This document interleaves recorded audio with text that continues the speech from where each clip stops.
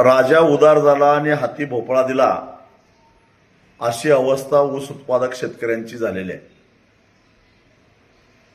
26-27 या हंगामामध्ये गाळपा जाणाऱ्या ऊसाला केंद्र सरकारनं 3650 रुपये FRP जाहीर केलेली आहे.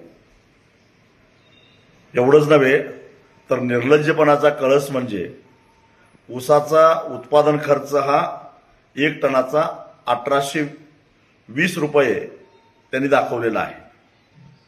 म्हणजे याचा अर्थ असा झाला की 1 टन ऊसाचा उत्पादन खर्च 1820 रुपये आणि FRP 3650 रुपये. आम्ही गेली अनेक वर्ष मागणी करतोय सरकारकडे की स्वामीनाथन यांच्या सूत्राप्रमाणे उत्पादन खर्च अधिक 50% द्या. हा जर FRP खरा धरायचा असेल, सरकारचा उत्पादन खर्च खरा धरायचा असेल तर 1820 रुपये उत्पादन खर्च आणि 3650 रुपये FRP म्हणजे उत्पादन खर्च अधिक 100% नफा सरकार द्यायला लागलेला आहे. एवढा नफा जर शेतकऱ्यांना होत असेल तर मला असं वाटतं की आता शेतकरी चळवळीची गरजच काही राहिलेली नाही. सरकारनं हे सिद्ध करावं. सरकारकडे संशोधन करणाऱ्या अनेक यंत्रणा आहेत. भारतीय कृषी अनुसंधान परिषद आहे, देशातले वेगवेगळे कृषी विद्यापीठ आहेत, ऊस संशोधन केंद्र आहेत, कोईमुत्तरला आहे, पाडेगावला आहे, वसंतदादा शुगर इन्स्टिट्यूट आहे, ऊस आणि गूळ संशोधन केंद्र आहे. त्यांच्या जमिनी आहेत. त्या जमिनीवर 1820 रुपये ला 1 टन ऊस पिकवून दाखवावा. पुढे आम्ही ऊसाचा दर सुद्धा मागत नाही आणि सरकारकडे काही मागणंही करत नाही. उलट आता शेतकऱ्यांना चळवळीची गरज नाही, कारण सरकारच्या कृपेनं आपण उत्पादन खर्च अधिक 50% नफा मागत होतो. सरकार तर 100% नफा द्यायला लागलेला आहे.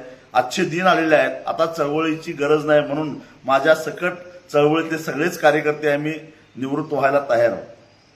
आणि हे जर सिद्ध करता येत नसेल, कुठल्या संशोधन केंद्रामध्ये तुमचा पेपर तयार झाला, रिपोर्ट तयार झाला, त्याची माहिती उघड करा, अन्यथा देशातल्या शेतकऱ्यांची माफी मागा.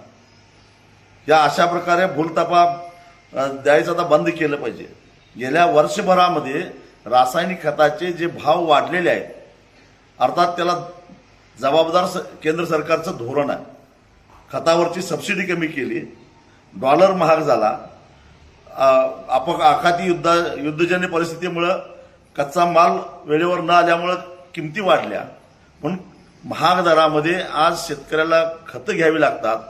एकरी खताचा डोस आणि वाढीव किंमत गृहीत धरली, त्याशिवाय येत्या 2 दिवसामध्ये डिझेल 125 रुपयापेक्षा जास्त होणार आहे आणि त्याचा उत्पादन खर्चावर होणारा परिणाम, तोडणी वाहतुकीवर होणारा परिणाम, ह्या सगळ्याचा जर काही हिशेब केला तर एका टनापाठीमागे जवळपास 140 ते 160 रुपये खर्च वाढणार आहे. आणि सरकारनं मात्र उदारपणानं 100 रुपये वाढवून दिलेले आहेत. ही सगळी स्थिती आहे.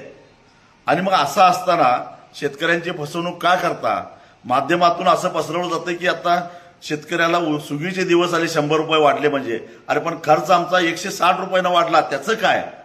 आणि म्हणून किमान 300 रुपये तरी FRP वाढली पाहिजे होती, तर काही अंशी ऊस उत्पादक शेतकऱ्यांना दिलासा मिळाला असता.